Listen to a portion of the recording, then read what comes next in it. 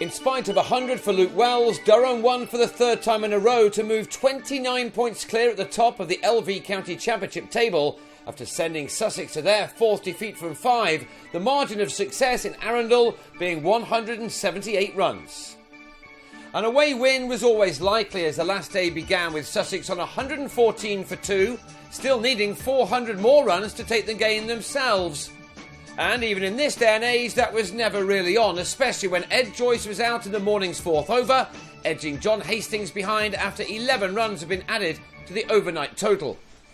Wells had started his day with 53 runs already under his belt, and he knew that he had a big day ahead of him if his side were going to stand any chance of saving this match.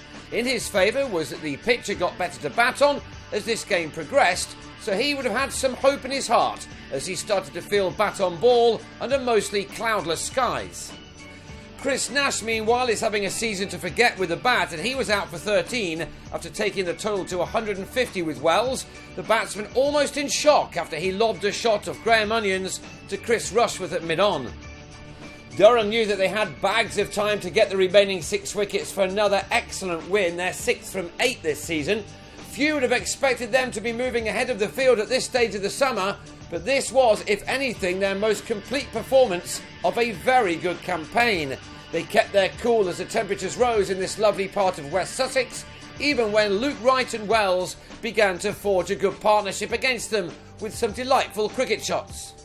Wells had been battling hard for more than 4.5 hours when he received a gift from Scott Borthwick shortly before lunch, an 18th boundary taking the batsman to 3 figures for the first time this season off 216 balls. A great effort.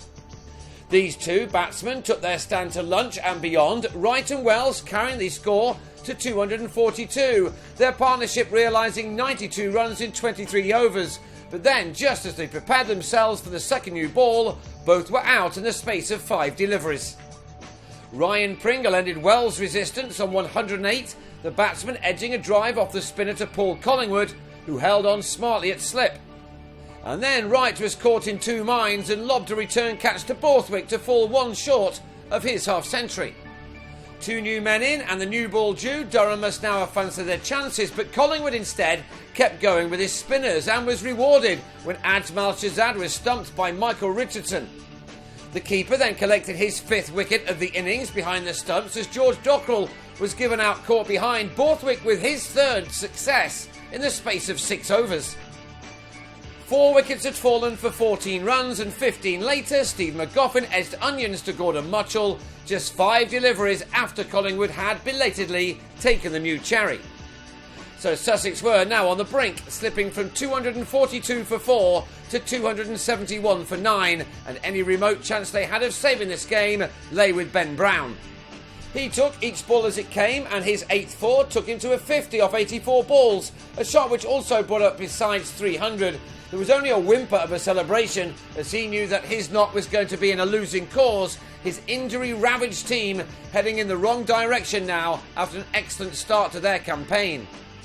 Sussex were not going to go down without a fight, however, and Brown kept on going. He'd passed 500 runs for his championship summer during this knock, something only Wright of his teammates has also managed this year.